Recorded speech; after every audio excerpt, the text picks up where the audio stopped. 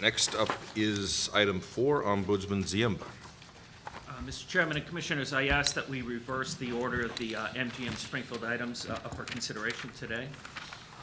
I recommend that MGM first provide an update on the design of its facility. After the presentation, any questions from the Commission, I recommend that the Commission consider a motion further approving the design of the MGM Springfield facility. After that, MGM could provide its quarterly report. Okay, That sound okay? fine with us if it's with them. In regard to the MGM's design, as you're aware, on December 17, 2015, the Commission approved the Massachusetts Environmental Policy Act, Section 61 findings for the MGM Springfield project. At that time, it was noted that an approval of the Section 61s would in effect be an approval of the major and fundamental elements of MGM's proposed redesign. That initial approval in December followed a thorough review of the proposed redesign that involved numerous presentations before the Commission, a hearing out here in Springfield, and an extensive comment period. After the Commission's December 2015 approval, MGM sought and received site plan approval from the Springfield City Council. During that process, MGM made a number of changes to the design of the facility to address local concerns and to further improve the design. In January, MGM presented some of those changes to the Commission. For some examples, MGM developed a plan for a new iconic sign on its proposed garage and made a number of roadway and parking improvements after consultation with abutting property owners. MGM will describe these changes in its presentation. MGM will also note a few elements of its design that remain under discussion. Following the design presentation, Council Blue and I can describe the proposed motion up for your consideration. With that as a background, I asked Jed Nozel, outside counsel from Brown Rudnick from MGM Springfield, Mike Mathis, president of MGM Springfield, Brian Packer, MGM vice president of construction, and Seth Stratton, MGM Springfield general counsel, to begin their presentation. Good morning, members of the Commission, Chairman Good Crosby. morning. Welcome. As John said, if we can go to the next slide, he highlighted some of the regulatory history of the path that's led us here today. Overall, this chart demonstrates the significant level of review and number of approvals the project design has received since proposing the changes and outlining. Jed, excuse me. Yep. Are we going to get the slides on this monitor? Okay. Sure. Sorry. No problem at all. Really, this takes us from where we first presented the design changes to the Commission to the present date, and again, highlighting all the work certainly that's occurred since then. And the various approvals, including MEPA, and in the context of the Section 61. Throughout these processes, the Commission really has left no issue unaddressed. And what this chronology doesn't show is the significant back and forth that we've had with the staff and its consultants regarding very particular details of the design as it's moved through this process. So that brings us here today to ask the Commission to vote to approve the filed design and site plan as approved by the City Council in February 22nd of 2016. And with that, I'll turn it over to Mike Mathis in support of that to present a brief overview and answer questions that the Commission may have. Thanks, Jed. Good morning. Welcome. Good morning. Welcome to Springfield on a beautiful New England day. I've been waiting a long time for Yeah. You'd this heard day. about these, right? That's right. Worse than that, I advertised it to my family before I moved them out here. So I'm delivering on yet another commitment previously made. Just want to remind you, a couple opening comments. One is the matter you just had before you, providing the diversity grants to a couple of our local agencies. I just want to commend the Commission for doing that and for the organizations you chose. The Springfield Regional Chamber has been a great partner of ours. We continue to work with them on finding both construction vendors and operational vendors, many of whom are right here in Western Mass and provide a national scope, and Brian's met with a few of them. So ironically, some of them are already working with some of our other resorts, unbeknownst to us. So there's tremendous resources here, but there's also resources that we have to develop with these grants. And then in the form of Rich Griffin and his wife, Nicole Griffin, they're one of the first couples I met personally here in Springfield, and they're doing so much for the community. Rich, as you know, is working on this Black Business Professionals Association to develop companies with minority backgrounds to support our business, and his wife Nicole is working on the workforce development side with a woman-owned agency that I know Bruce is aware of Nicole's work, but tremendous couple, and they're doing a lot here in Springfield. So just wanted to commend you on those grants. And then the other comment I want to make, I saw a week and a half, 2 weeks ago, your deliberation in Region C. And we are somewhat insulated out here in Western Mass from that decision, so I was able to sort of watch it truly as a spectator. And I was just taken by how thoughtful that deliberation was, and wanted to commend this group. And Commissioner McDonald, considering it was your first deliberation in this context, I think you're doing for Commissioner McHugh's, the spirit of his great work is preserved in you. So really just wanted to commend you. I was really impressed by that deliberation. Thank you.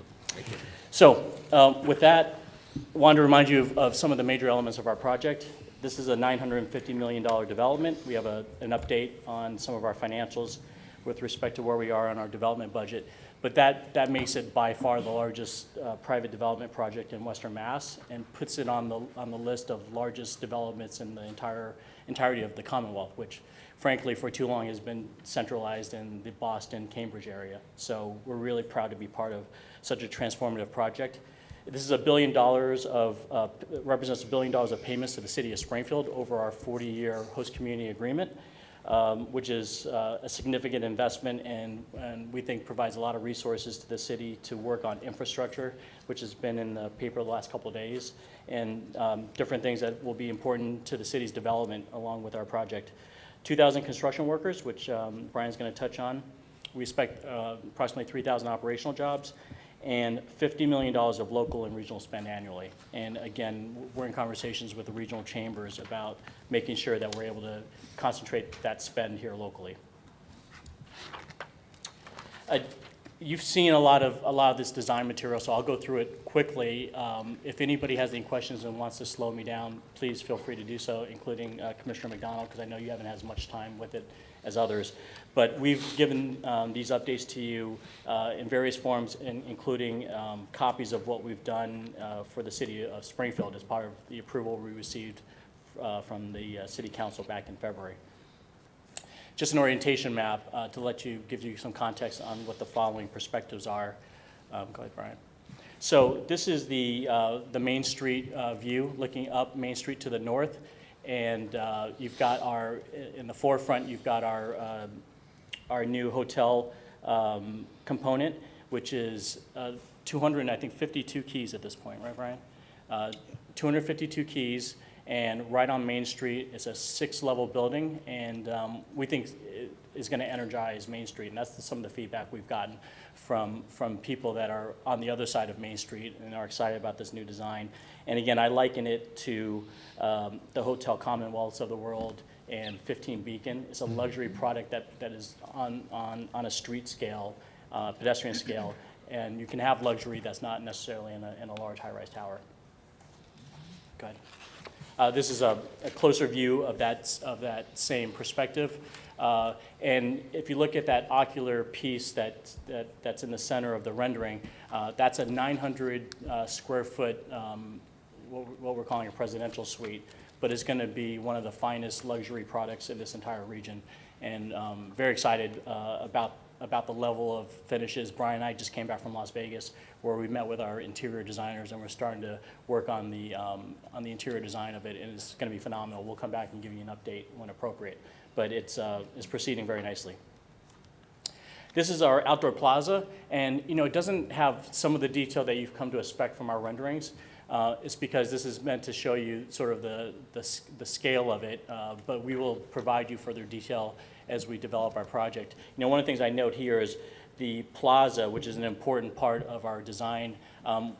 In terms of where we are in the design process, we're working on infrastructure to make sure that we've got power, for example, identified in this plaza so that we can have food trucks and pop-up retail. Some of the activation that Commissioner McDonald asked us about back in Boston. So we're working on the outdoor plaza piece, and we're going to put heat lamps and gas for fire and those types of things. So that's sort of the context of this, is where you'll see further detail as we progress that design. That's great. Go ahead. That's just another perspective where you can see to the right our outdoor, our second floor outdoor plaza space that is adjacent to our convention space. So that's going to be a really phenomenal space that I think we'll sell to convention groups that can overlook the plaza. We can sell to wedding groups, for example, to host events up there. So, and you can see the umbrellas. So there's activation both on the ground level as well as on the second floor. This is going to be a very exciting space. Again, sort of streetscape level activation of that space with the casino to the right, and then the movie theater and Taps sporting bar to the left. Go ahead. This is looking to the east, the other side of our hotel component. And as you can see, the differing facades, represents the flip side of what you would see on Main Street. And I think that's what makes this component of the project really unique, is we're matching the streetscapes on the other side of Main Street, and while it'll be a single product behind it, you'll get a sense that we really combined 4 or 5 different buildings to create this structure. The pool deck, we're looking at those suites that you see with fences that abut the pool deck. Those will be an incredible product. In general, we think we can command $50 to $75 premium on those, on the pool suites. On the other side of that wall, which is the spa, will be something like our garden suites, and the same idea, outdoor space, which is really unique in this market. That is our outdoor plaza, and you can see we've got the ornamental, what do you call those? Trusses. Thank you. Got the ornamental trusses that are on top of the plaza. In the summers, it'll be a farmer's market, which is sort of depicted here, and in the winters, that'll house our skating rink. And you can see some retail shown behind it as well. Above it would be our... Excuse me, Mike, Yeah. is it built, I think I asked this before, is it built to carry like a canvas tarp if you wanted to? Is that an option that would be on the table? So a couple things we're looking at structurally is to do exactly what you just described. Also, is there any chance to work in AV equipment, speakers, lighting? Can we have that flexibility?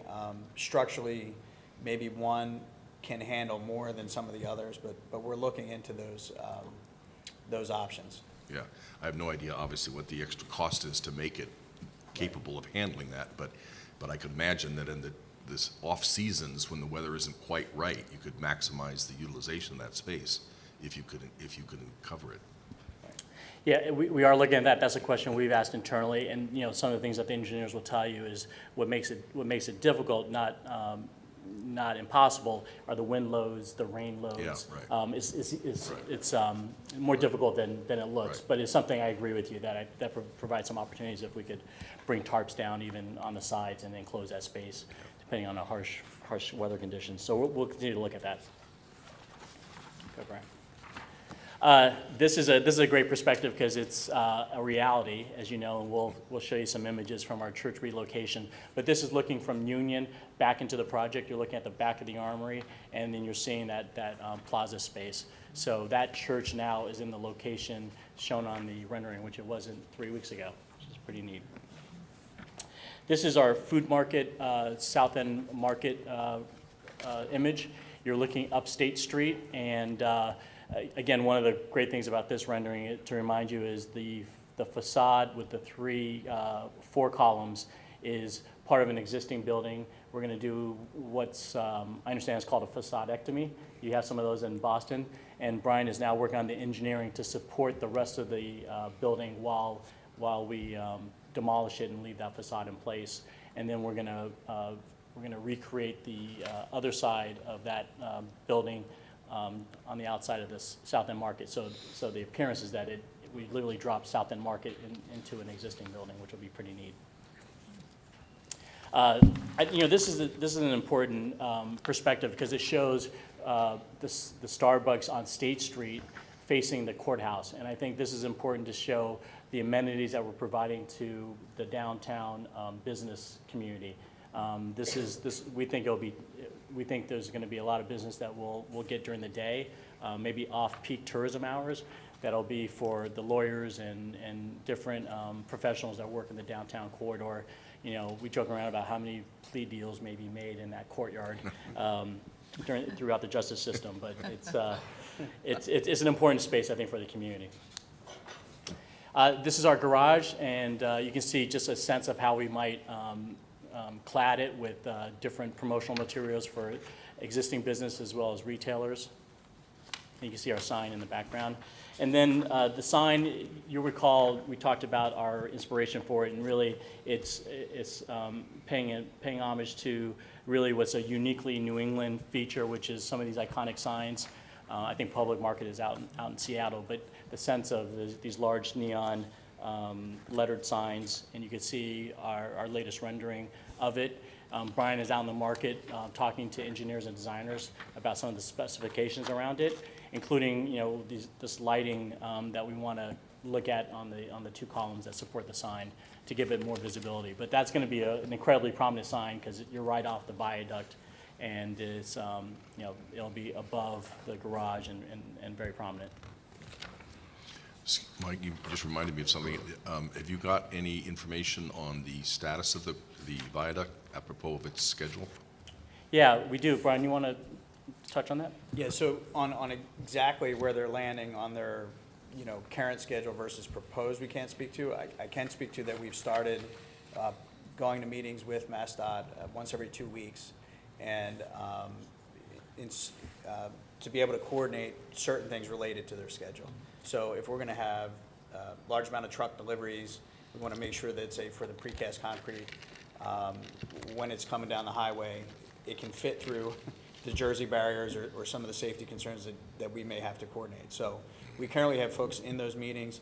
Obviously, it was a light winter, so you know, we'd anticipate that, and just from what we see out there, the coordination, the impact on traffic seems to be going well, but exactly where they are, I can't speak to. But the way you ended up is you have several months, like 5 months slip time between their projected, hoped for conclusion and your openings, right? So you're protected to some extent by a slip time. I think that might have been on their last projection, correct? However, their contract date, I think we have a 30-day slip time. Right, they had a hoped for date and a Right. must date, Yeah. right? Remember, the last phase of that project is the paving, which cannot occur during winter.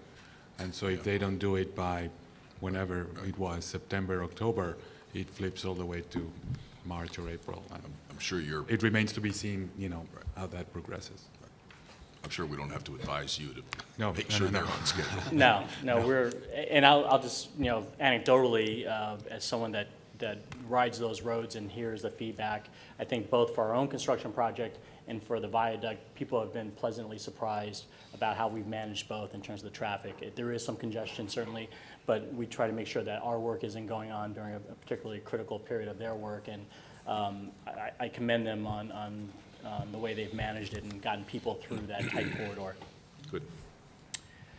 This is our finishes schedule, material schedule, and I think the importance of this document is it allowed us to make commitments and sort of allay some of the concerns that certainly the city council had, I think some of your staff had, about what level of design are we at, and how can you get comfortable that, notwithstanding the fact that we're not at a point where we can identify certain materials, that we at least agree on the standard of those materials. So this is a representative palette of what Brian and our designers have committed to give you a sense of where the final product will land. And then just want to give you an update on a couple of pending items, which my understanding are going to be excluded from what will be proposed as the approval for today. As you know, we have an off-site market rate residential commitment we've made.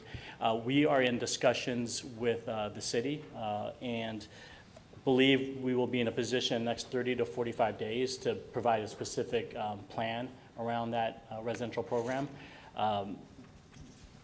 We're at a point now where we're talking to a few different parties, so I'm unable to give you specific details about which particular components we're looking at, but Just from a timing standpoint, I think we'll be in a position over the summer to tell you where we're at, and we'll come hand in hand with the city and their support for the plan, if all goes. What is the on their February 22nd approval, that was also, there was a housing condition. What is the term, what are the terms of the housing condition in your agreement with the city?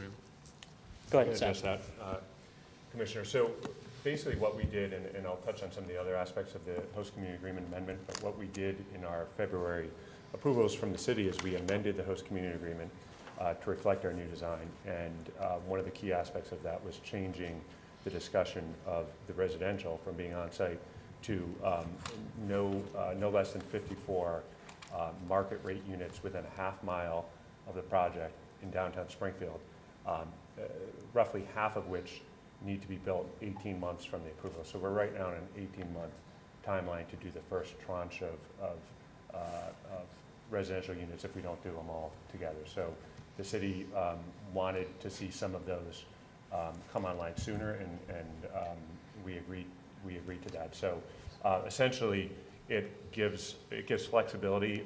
The one other aspect of that, important aspect, is that it's units that would be either owned, operated, or branded by MGM within half a mile of the project. So that's the current language in the HCA. We continue our discussions with the city around our plans, and they have a lot of input and desire to collaborate with us in making sure that they're on the same page with us on the ultimate product that comes out of that. Is there a financial element of that? At one point, the units had a cost associated with them and were part of your total budget. I guess that's still the case, albeit a smaller piece. Does the city have a financial threshold as part of the deal as well? No. So the threshold is own, operate, or brand, Correct. but not necessarily, there's no financial terms in that agreement. No, but there is, and I'll actually point to it on a slide later, but there's some language around quality standards, so it's market rate, upper upscale, urban, so that there's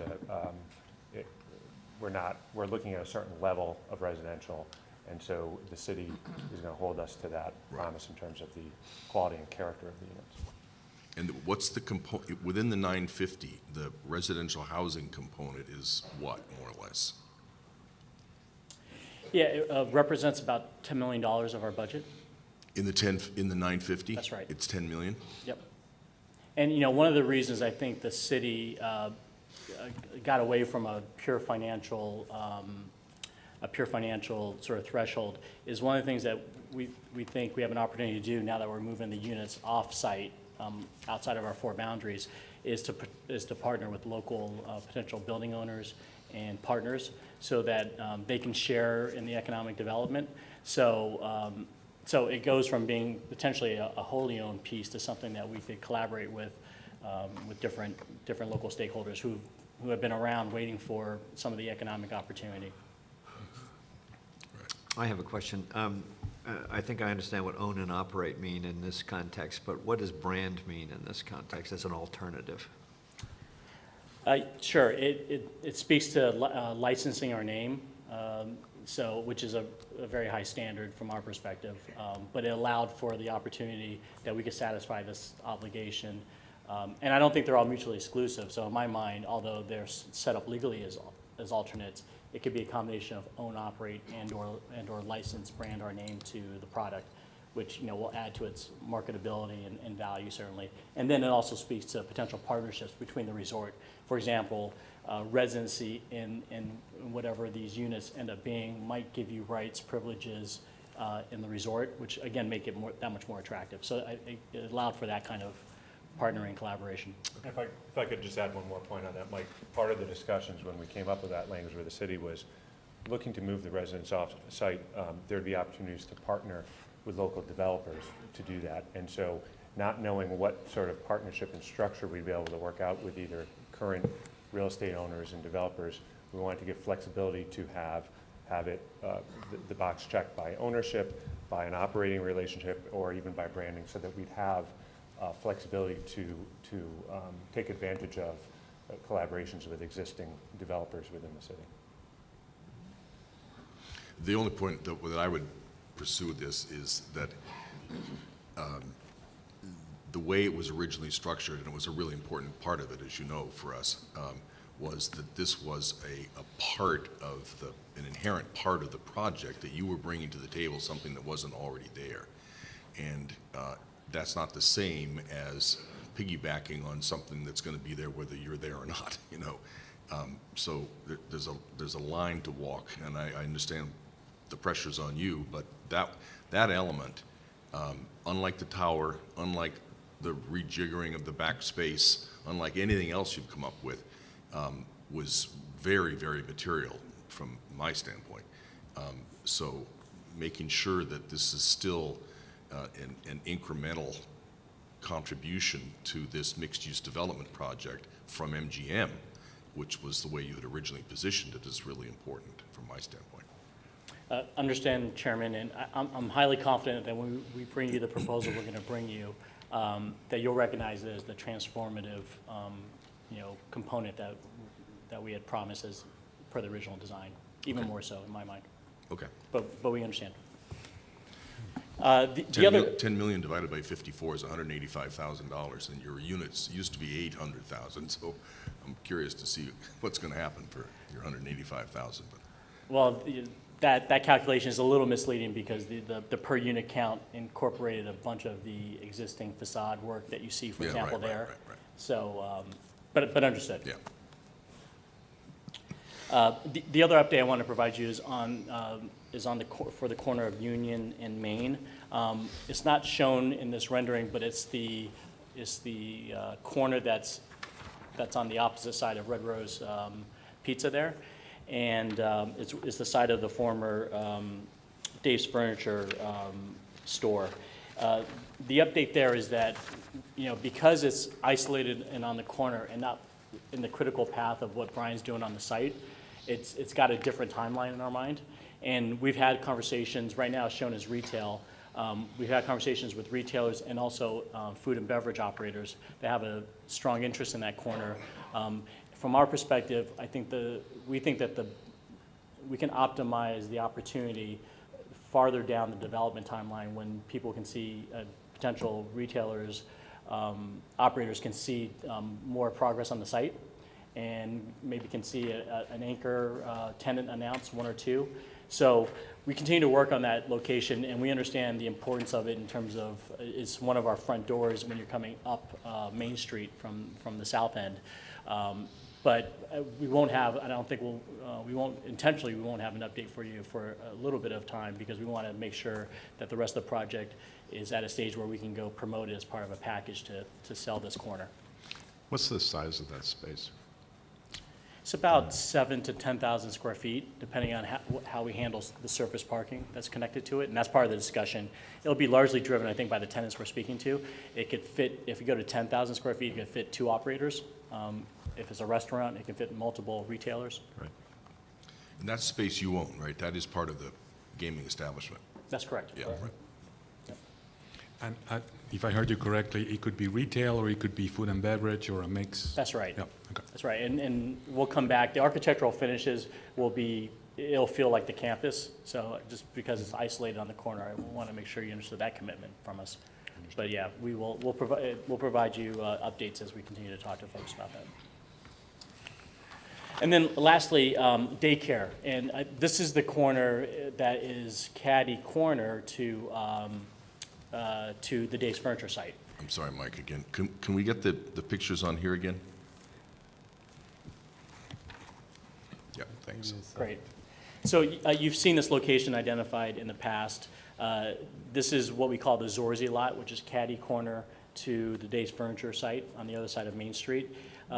We're in the process, right now we're showing, which was consistent with our local and city approvals and the designs we've provided to you, an approximate 6,000 square foot daycare facility with a 4,000 square foot play area.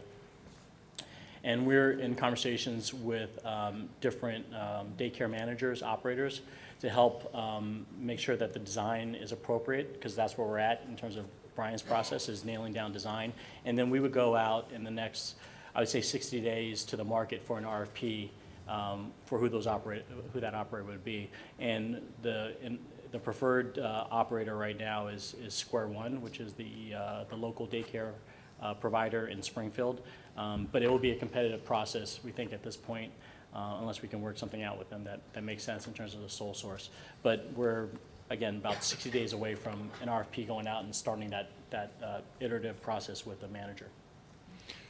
Mike, you show on the corner of Union and Main, which is now an empty lot retail. Is that your retail or what you hear through development, opportunities somebody else might be taking for retail? Yes, so this lot is owned by the Davenport Group. Chuck Irving, who you've seen at our presentations, we've identified as a development partner. And really, this is a great example of the ancillary development that comes with a billion-dollar development. And we think there's other opportunities around the edges of our property. But Chuck Irving and his group are developing the site with us as an anchor tenant, but he's also starting to fill it out with retail and office space. And I know he's got some preliminary deals tentatively signed. So we're creating some of that momentum, not only within our four corners, but even on the adjoining pieces. That's great. Would final design, the selected operator would have some say in that? Is that whoever you choose to be your daycare operator? Yeah, that's right. I think more on the interiors than the Right. exteriors, because it's very specific guidelines in terms of square footage and layout.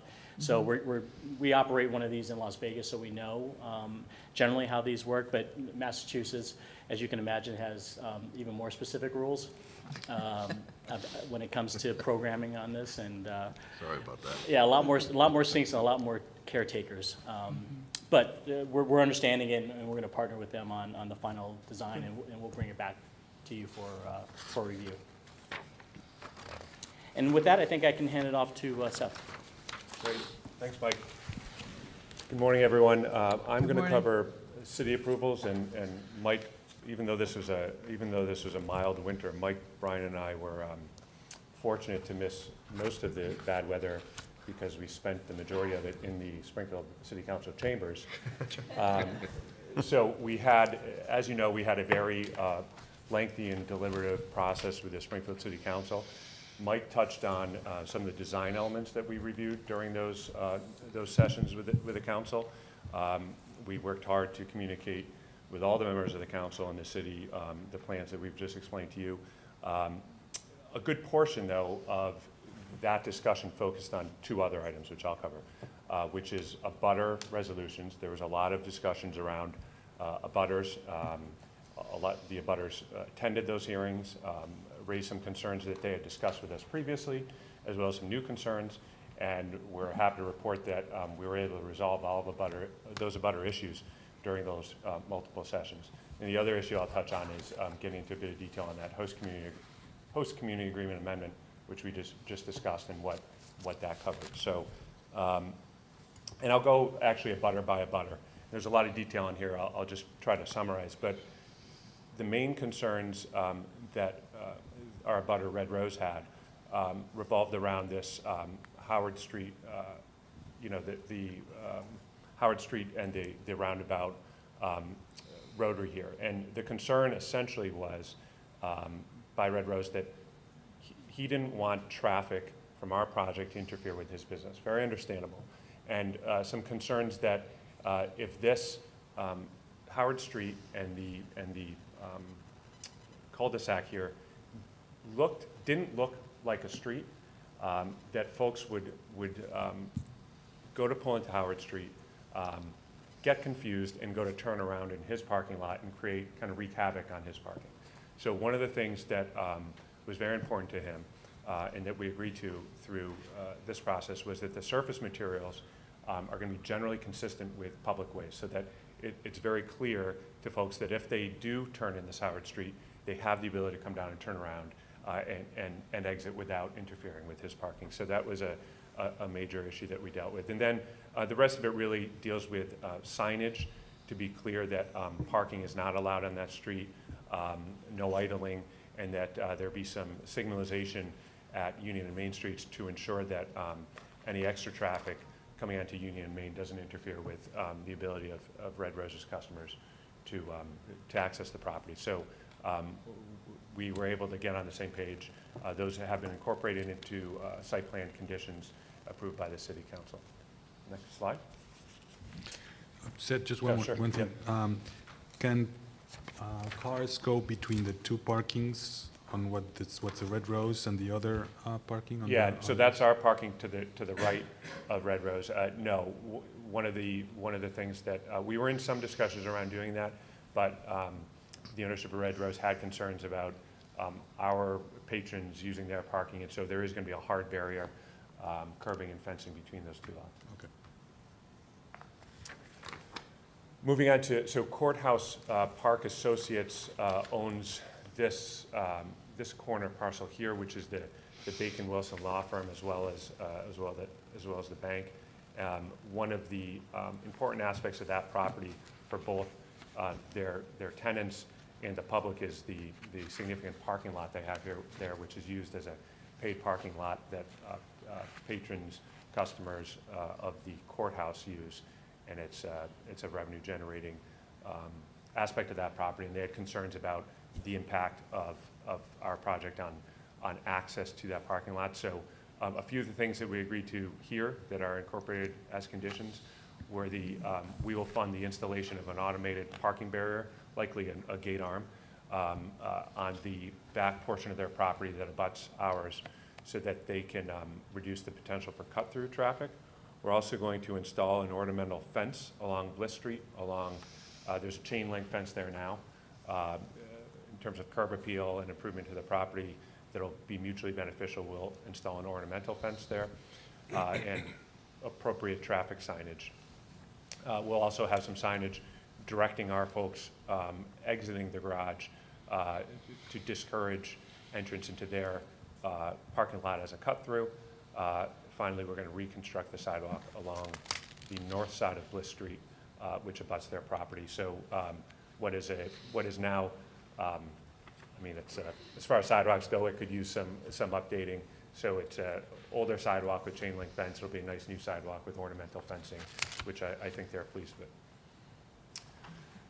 The next abutter is the Colvest property, which is reflected right here. It says existing building. That's the Berkshire Bank building. We've been in long discussions with Colvest, Frank Colicino, who's been cooperative with us. Again, his major concern was the impact of cut-through traffic, using his parking lot as a cut-through to access, say, Union Street, and to get on the highway. And so, and resulting interference with his business.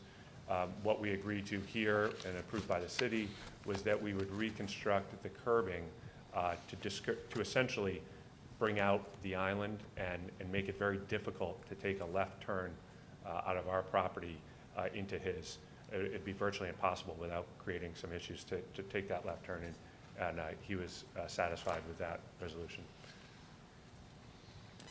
Then our abutter across Union Street, Pride, had concerns about, again, this all relates to access and egress and interference with traffic into our abutters' properties. If you see, folks will be coming out of our garage, coming down Union Street, and the entrance to the Pride property in this picture is to the right. What they've requested is what's known in the traffic industry as a do not block the box, where you've got some cross-hatching, and folks won't be able to stop, and the signalization won't allow a blocking of the street adjacent to the entrance and exit of that property. So they were satisfied with that approach, and that was incorporated as a condition to the site plan approval. Finally, parcel 14, which is the Michelman and Burstein property, which we've been in long discussions with resolving some of their concerns. That's a unique property because it's really a zero lot line property that abuts our property on all sides. And they have no parking, and really the building goes up to the lot line. And so one of the major concerns that they raised was that their customers have long used public on-street parking to access their property. And And they had a number of other concerns, but we really came up with what we thought was a very generous and fulsome proposal to address some of their concerns. And that is essentially that we've committed to put a public parking lot on the property that we own directly behind their property, which will greatly increase. I mean, folks were looking at on-street parking before. There's going to be a minimum 25-space parking lot right behind their building. They also have some residential units, and we agreed that overnight use, we would allow access for their residents to park overnight so that they can park right behind the building now in our lot, just overnight. They also raised concerns about construction impact, and so essentially what we've done, and Brian just finished the paving the other day, you'll see this box here next to their property. That's property we own. We've cleared and paved and fenced that, so it's a temporary parking lot that we own, but that they have exclusive access to during the construction. We've also said that if that's not enough, if you're, apparently they've been leasing some spaces from the Colvest property across the street, we said that we would reimburse them for the cost of an additional 4 lease spaces upon evidence that they're making those payments. So we also provided some storage and trash. We're going to give them a license to use a portion of our property once we're operational to access, to have new access to trash, dumpster, or trash receptacles that they've never had before. And all along the property, the parking lot and their property, we're going to construct new sidewalks for pedestrian access, which again are new amenities to that property. Finally, we said that there were some concerns about the impact on if there are residents of that property, the lighting, and we said if it's necessary to install awnings or interior window treatments to address lighting at night, that we would fund the cost of those. So those are the resolutions that we came up with, agreed to, and approved by the city for that parcel. Finally, much of the discussion around, other than traffic, access and egress, a lot of the abutter concerns and questions had to do with our parking. And so one of the things that we did through the discussions with the city is we put some details around and received city approval of the parameters of our parking. And there's one of the primary commitments we made was that the previously available on-street public parking that is no longer available as a result of our project will be replicated in surface lots, 2-hour free parking in our surface lots during the business hours. And so those lots are right here behind the Dave's parcel, and then the one I was just discussing behind the Michelman parcel. We'll have sufficient handicap parking to replace handicap parking that was previously available. So that was the on-street public parking aspect of it. We've also, as a result of the purchase and acquisition of parcels and the construction of the project, we've essentially replaced what used to be paid parking lots. And through our MIPA filings, the counts were done, and that's an approximately 700 spaces of private paid parking that was previously available to patrons of businesses, customers, business owners downtown.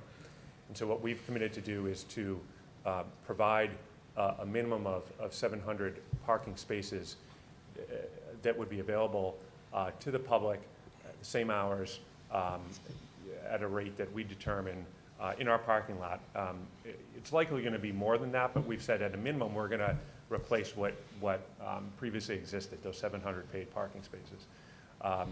And then we had some qualifications around peak usage and overnight 24-hour parking during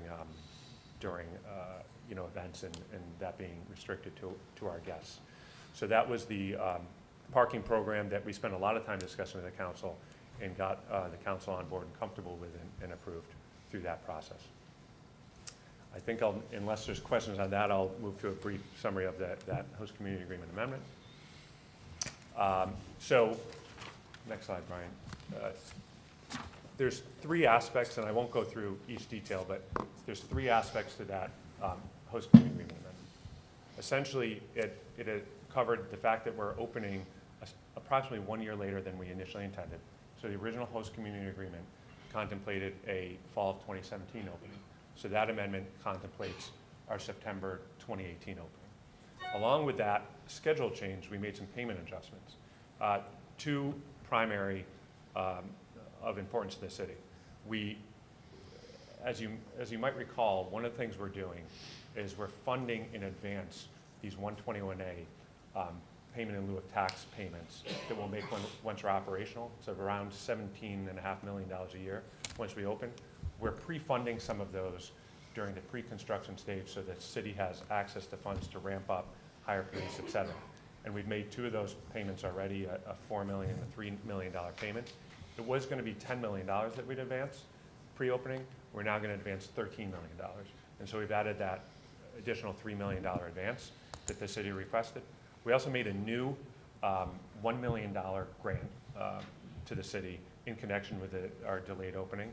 And we discussed with the city that we both agreed that it would be important for that $1 million additional payment to really be focused on public safety measures to improve and address public safety in the city in advance of our opening. So an additional $3 million advance and a new $1 million public safety payment were the primary payment adjustments reflected in that HCA amendment that was approved by the city. Next slide, Brian. The final aspect of that was reflecting essentially our new design. And what we did is we had the RFP with the city and the host community agreement design, which was now outdated, and we said, okay, we will now take those exhibits out of the host community agreement and we'll just add in the approved site plan as the new design. And there was also some description, the Exhibit G, which is the chart that talks about the components, the square footages, and we essentially updated Exhibit G to reflect the new plan, the new square footages, the new number of various components, and in particular, the one that we spent significant time on was figuring out how do we reflect the new residential program.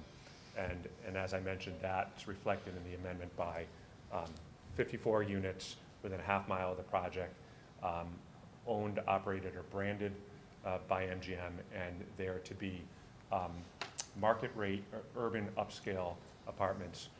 And we have to continue to work with the city to get their opinion and approvals on what we come up with respect to residential. So that's it for the update, unless there are any questions. Okay, I will go into the first quarter update on construction. Good to- Brian, did you want, I think what I propose is that the commission could then discuss the redesign, vote on that, and then we could finalize that with the quarterly report, Sounds unless good, you'd like to yep. proceed this way, Mr. Chairman. That makes, I mean, I think that makes sense to me, yeah.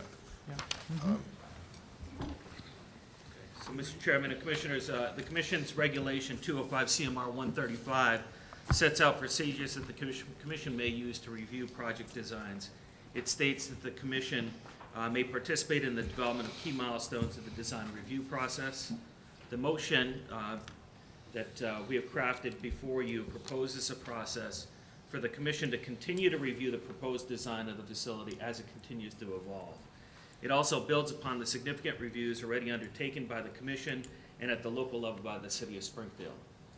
Under the process proposed by the motion, the Commission would provide its approval of the site plan and project design submitted to and approved by the City of Springfield. As noted earlier, when the Commission approved the Section 61 findings for the MGM Springfield project, this was essentially also approval of the major and fundamental elements of MGM's proposed redesign. The approval anticipated in the motion would build upon that initial approval and provide the licensee more certainty about its design as it begins construction of this almost billion-dollar facility. Importantly, staff is instructed to bring back to the Commission any material change from the site plan and project design approval. Because much, if not most, of the details of the plan for the residential units, retail building on the corner of Main and Union, and the planned daycare facility remain outstanding, The further approval proposed in today's motion does not include those aspects of the proposed redesign. Such details would need to be brought back before the commission. Finally, the motion clarifies that nothing in today's potential approval should be construed to amend or supersede MGM Springfield's obligation under its Section 61 findings and under the Memorandum of Agreement with the Massachusetts Historical Commission. I do note that both MGM and the Commission have fulfilled their obligations to each provide $350,000 to the Springfield Historical Preservation Trust Fund. Questions or discussion? John, how does the, what we've heard about the changes in the HCA, how does that align with our review process of future design changes? So under our regulations, there's a provision, 205 CMR 12706, which is reopening of mitigation agreements. And there's a provision for voluntary reopeners of mitigation agreements, and it specifies that the parties can change their host community agreement, provided that there is a summary of the ability to change that host community agreement provided in the summary that was provided to the voters when they first moved forward with their host community agreement. MGM Springfield includes such a provision, and so that is in keeping with our process and our regulations. Anybody else? Just a question, have you, remind me what's the programming for the church? Yeah, it's. Or if that's still being worked out? That's right, that's still being developed. So it's similar to the discussion we had about Dave's Furniture Corner. It's one of those really unique buildings. We've had preliminary discussions, and I think it's going to be multiple use, and we're leaning more towards a retail use. So I think we're looking at things that would complement the ice skating rink. So you can sort of think of hot chocolate and coffee, as well as something that has a seasonal use during the summer months. So ice cream, for example. That's what we're envisioning. But again, I think we'll have more opportunities as the project develops, and we can develop a little bit more momentum with the overall marketing program. Right, but there's no, I mean, you're not changing that design, obviously. You would just Yeah, be we moved it programming. once. I think that was enough. I think you're done with that one. That's right.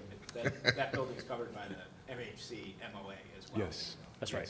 No, but, you know, it's not like you're going to leave it empty, for example. No, we will program that building. Right. So we'd be approving all the elements of the design as presented with those three specific carve-outs that you mentioned, the residential units, because that's still being worked out, and that's under the discussions, the way you articulated them with the city, and you have a couple of options. The retail unit, the retail space right next to the Red Rose, and the childcare center. With the acknowledgement that staff will continue to review the design as it develops, and if Right. there are material changes, we can bring those back before the commission. Anybody else?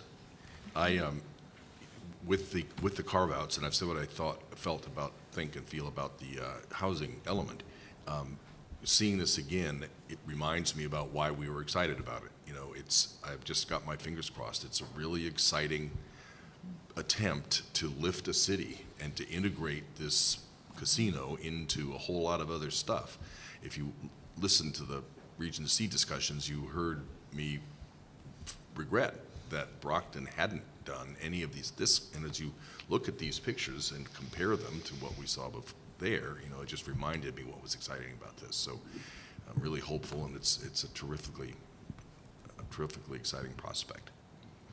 Somebody want to move? I agree, and I will be happy to move that the commission approve the site plan and project design submitted and represented to us here today and submitted in many iterations, and approved too by the City of Springfield on February 22nd of 2016, including any conditions included therein, provided, however, that the commission this approval does not include any matters pertaining to the child care center, the retail space proposed at the corner of Main Street and Union Street, and the configuration and location of any proposed residential units required as part of the MGM license and the host community agreement.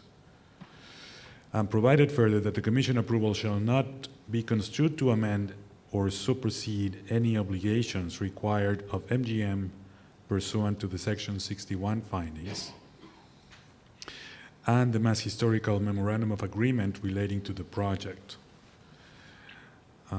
I also move that the commission delegate to staff the review and approval of construction design plans as they are completed and prepared for use in the construction of the project, provided further that if such construction design plans contain any material change from the site plan and project design approved here today, staff will submit such plans to the commission for its review and approval. Second? Second. Further discussion? All in favor? Aye. Opposed? The ayes have it unanimously.